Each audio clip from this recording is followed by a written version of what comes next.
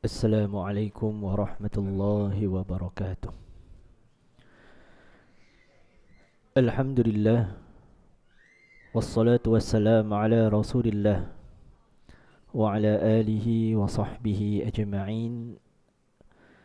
Rabbi shrah li sadri wa yassir li amri wahlul 'uqdatam min lisani yafqahu qawli. Amma ba'd.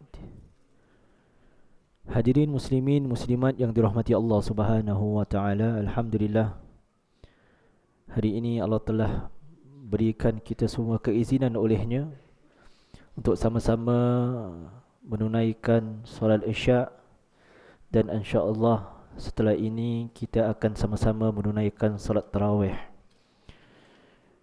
Malam yang ke-27 Ramadan, mudah-mudahan Allah Subhanahu wa taala menerima amal ibadah kita, dan mudah-mudahan kita dipertemukan malam Lailatul Qadar. Jemaah hadirin muslimin muslimat yang dirahmati Allah Subhanahu wa taala, tajuk pada malam ini ialah ibadah perlukan masa atau ilmu. Kita daripada Jabatan Dakwah dah check dah tajuk semua, teliti, pastikan tajuk itu sesuai untuk diri kita sendiri dan untuk jemaah sekalian. Tetapi bila saya dapat tajuk ibadah perlukan masa atau ilmu, saya pun terfikir, ini tajuk yang kita dah discuss hari tu kan. Nak jawab soalan ibadah perlukan masa atau ilmu tu susah sebenarnya nak jawab, sebab dia sain kait mengait. Allah Subhanahu wa taala mencipta masa yang di mana masa itu sangat istimewa dan miracle sekali. Satu keajaiban. Semua orang ada masanya sendiri. Satu hari ada 24 jam. Seminggu ada berapa jam? Kena kira kan. Sebulan ada berapa? Setahun ada berapa? Tapi dengan keajaiban yang Allah berikan pada masa ini dan keberkatan pada masa ini, semua orang berbeza-beza. Ada orang satu hari dia boleh buat macam-macam. Dia boleh ibadah, dia boleh sedekah, dia boleh kerja, dia boleh jaga anak, dia boleh masak, dia boleh tidurkan anak, dia boleh macam-macam dia boleh buat. Tapi ada orang satu hari tu dia boleh kerja je kan. Nak baca Quran pun tak sempat. Ada orang dia boleh satu hari boleh berapa juz dia boleh baca. Ada yang boleh hafal Quran lagi.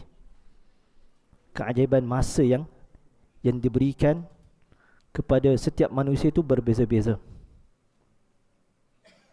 Demikianlah, setiap manusia itu memerlukan masa sesuai dengan keperluannya. Anak-anak nak belajar, contoh nak beribadah, dia ada masanya. Dan ilmunya pun sesuai dengan tahap level seseorang. Mungkin budak-budak, anak-anak usia 4 atau 5 tahun baru nak belajar solat, dia ada steps. Sikit-sikit kita ajar. Bangun subuh kita kejut, bangun. Solat subuh, solat zuhur kita ingatkan, solat asar kita ingatkan, solat maghrib kita ingatkan, cara gerak-geri solat kita ingatkan, kita hafal sama-sama, baca Al-Fatihah sama-sama. Itu memerlukan masa untuk didik anak. Dan itu semua adalah ilmu yang juga terkait dengan masa. Ada anak mungkin cepat belajar, sebelum 7 tahun dah baca surah Al-Fatihah dengan lancar, dah hafal surah Al-Kahf, Al-Muluk dah hafal. Tetapi ada anak dia memerlukan lebih masa untuk menghafal semua itu. Demikian juga orang dewasa. Macam saya umur baru 30 lebih, alhamdulillah. Tapi berbeza dengan orang yang umur 30 lebih yang lain. Ada yang dah tulis kitab, ada yang dah hafal ribuan hadis, ada yang dah hafal Al-Quran sebagainya. Bagaimana pula dengan kita yang berusia 40 tahun? Apakah sama dengan Imam Ahmad, Imam sejuta hadis? Apakah sama kita dengan Abu Hurairah yang pada akhir-akhir hayat Nabi Muhammad sallallahu alaihi wasallam baru dia masuk Islam? telah meriwayatkan lebih daripada 5,000 hadis. Bagaimana pula ilmu kita tentang dakwah? Nabi SAW memerlukan 23 tahun untuk dakwah. 13 tahun dekat Madinah, 10 tahun dekat Mekah. Ribuan orang masuk Islam. Tetapi bagaimana pula dengan kita? 23 tahun tu berapa ramai yang kita dakwah kepada ummah. Jemaah yang dirahmati Allah Subhanahu wa taala, perlunya kita berdoa kepada Allah Subhanahu wa taala agar Allah Subhanahu wa taala berikan keberkatan masa untuk kita. Apalagi ilmu tentang ibadah. Jemaah sekalian, susah nak jawab masa atau ilmu yang penting, kerana ia saing berkaitan. Tetapi sebenarnya Allah Subhanahu wa taala dah berikan kita guidance macam mana kita nak mengelola masa, macam mana kita nak manage masa sesuai dengan ilmu yang telah Allah berikan. Allah nasihatkan dekat kita dalam surah Al-Asr.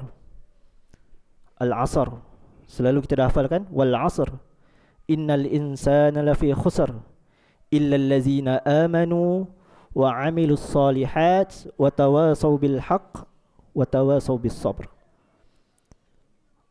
Allah sumpah dengan masa.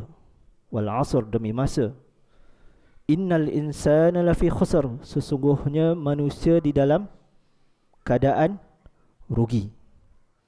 Kalau dia tak jaga masanya dengan baik, kalau dia tak manage masa itu dengan baik, mana ibadah, mana layan keluarga, mana bekerja, mana nak berdakwah, itu semua kalau tidak dijaga dengan baik, dia dalam keadaan rugi.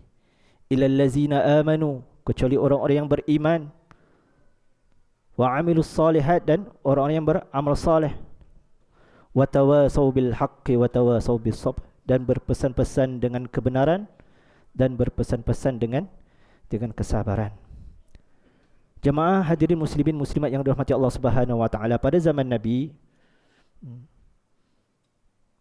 ada 3 orang datang bertanya tentang ibadah Rasulullah sallallahu alaihi wasallam. Mungkin ramai dah tahu hadis ni, tapi kita ulang kembalilah, imbas kembali. Mudah-mudahan Allah Subhanahu Wa Taala memberikan kita pencerahan untuk memperbaiki manajemen masa kita. Orang yang pertama, dia berkata, aku nak solat sepanjang malam, aku tak nak tidur. Orang yang kedua berkata, aku nak berpuasa setiap hari, aku tak nak berbuka. Orang yang ketiga kata, aku nak kahwin, nak buat ibadah je lah. Bila Nabi SAW dengar perkara ini, Nabi SAW bersabda, demi Allah, aku adalah orang yang paling takut kepada Allah dan paling bertakwa kepada Allah Subhanahu wa taala. Tetapi aku berpuasa, aku juga berbuka. Aku solat malam, aku juga tidur. Dan aku juga berkahwin. Maka sesiapa yang tidak mengikuti sunnahku bukanlah daripada golonganku. Sebuah hadis yang nampak simple, tetapi bagaimana Nabi SAW mengatur kehidupan para sahabat itu supaya pandai manage diri. Ibadah terjaga untuk akhirat, dan dunia itu juga terjaga amanahnya. Dan Al-Quran juga pernah beritahu kita tentang kepentingan masa, sebagaimana ayat mengenai surah Al-Jumu'ah. Kata Allah, ya ayyuhallazina amanu illa iza nudiya lis-salati min yaumil jumu'ah fas'au ila zikrillahi wa dzarul bai', dzalikum khairul lakum in kuntum ta'lamun. Kata Allah, wahai orang yang beriman, apabila diseru untuk menunaikan solat pada hari Jumaat, fas'au ila zikrillah, maka segeralah untuk mengingat Allah, wazalul bai', dan tinggalkan jual beli. Zalikum khairul lakum in kuntum ta'lamun. Demikian itulah adalah lebih baik untuk kamu semua jika kamu mengetahuinya. Datang waktu solat, tinggalkan jual beli. Setelah selesainya solat, kembali jual beli. Fazkurullaha katsira, Allah suruh ingat Allah banyak-banyak dalam ayat seterusnya. Jemaah yang dirahmati Allah Subhanahu wa taala, semoga kita semua menjadi ummah manusia yang sangat-sangat menjaga ilmu yang telah Allah berikan, dan juga sentiasa meminta kepada Allah Subhanahu wa taala memberikan keberkatan masa. Setiap orang itu ada waktu yang telah diberikan oleh Allah Subhanahu wa taala. Apa beza waktu dengan masa? Alamak, masa dah habis. Waktu pun dah habis.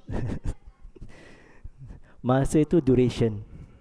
Waktu itu titik di mana berbunyinya masa.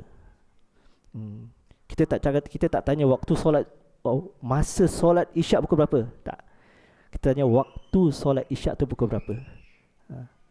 Bila waktu solat isyak? Semasa waktu solat isyak mula daripada waktu isyak sampai sekian. Itulah masa. Semoga Allah Subhanahu Wa Taala menerima ibadah kita dan dipertemukan malam Lailatul Qadar. Dan insya-Allah bagi sesiapa yang ingin bersama kita pada malam ini, Al-Wihda dibuka untuk semua, khususnya muslimin sahaja. Masanya setelah solat isyak, setelah solat tarawih sampai jam 7 pagi. 7 pagi itu waktu kita selesai. Subhanakallahumma wa bihamdika asyhadu an la ilaha illa anta astaghfiruka wa atubu ilaik. Assalamualaikum warahmatullahi wabarakatuh.